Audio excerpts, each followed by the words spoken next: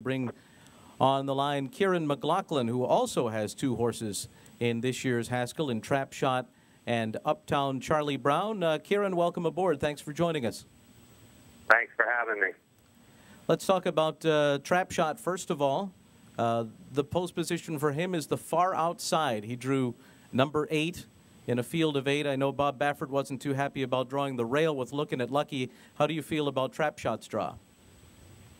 Well, I hope he's not as intimidated as I am having to follow Todd Pletcher, Nick Zito, and Bob Baffert. But it's a tough race. But I kind of like it outside. We just wanted to try and be outside of the speed so we can break and sit and see how it goes inside of us. And I think First Dude and our Dark Knight will both show speed, and we'll be outside of them. And I think we'll stay in trouble. We just hope we don't lose a lot of ground on either turn. But he's doing great and going to ship down on Sunday morning. Super Saver and Looking at Lucky, obviously the accomplished ones winning the Derby and the Preakness respectively. A lot of people are saying Trap Shot is the now horse, though. Do you agree with that? Well, he is the now horse. He's won 4 in a row, but he has never faced Grade 1 horses. So going from the Long Branch to the Haskell, and facing these proven Grade 1 horses is a big task. But it's time to, see how good we are and try it. He's doing great. Any advantage for him to have already run over this racetrack? Yes, we feel like it is. At least we know he likes it, and he ran well, and we felt like he was on the worst part of the track that day.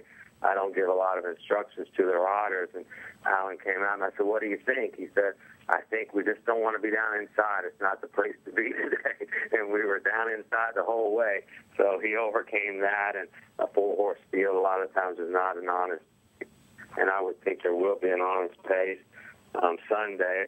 And he likes the track, so hopefully, the weather's good, and he likes the track again on Sunday. Well, he really ran a great race in the Long Branch, as you said, coming through on the rail and going a mile and a 16th for the first time. What about a mile and an 1/8? Any concerns there? And, just a mile and an 1/8 is different, but he ran well a mile and 16th, and the competition is different. So there's quite a few proven horses in here, all of them.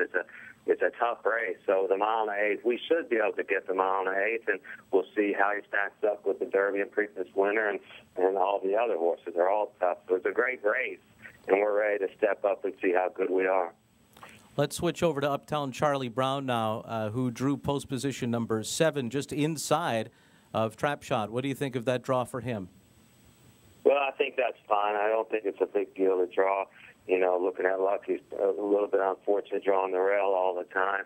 But here you got a decent run into the first turn, and Charlie will drop back, and he'll be, drop back to 4th to 7th somewhere and just save a little ground.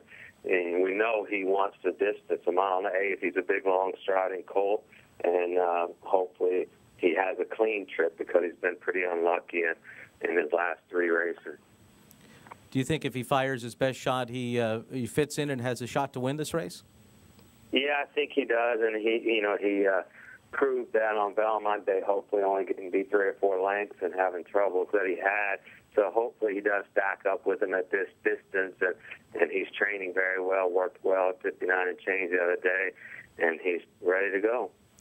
What about having 2 separate runners in the same field? Is there any advantage to you as far as strategy goes when you're able to do that?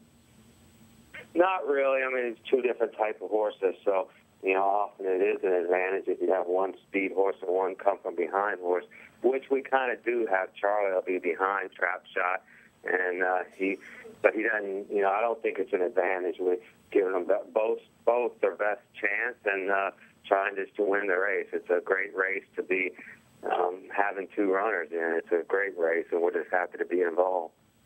And what was the main reason for you to choose the Haskell for Uptown Charlie Brown? Well, after missing just a little bit of time earlier this year, we missed the Withers, and then we opted to go to the allowance race on Belmont Day, and he ran very impressive that day. We thought timing was great for the Long Branch, and then 3 weeks back was a little closer than normal, but if he did it easy, then it would be perfect. So he won pretty easy. He has yet to be hit by a stick this year. Allen has yet to hit him.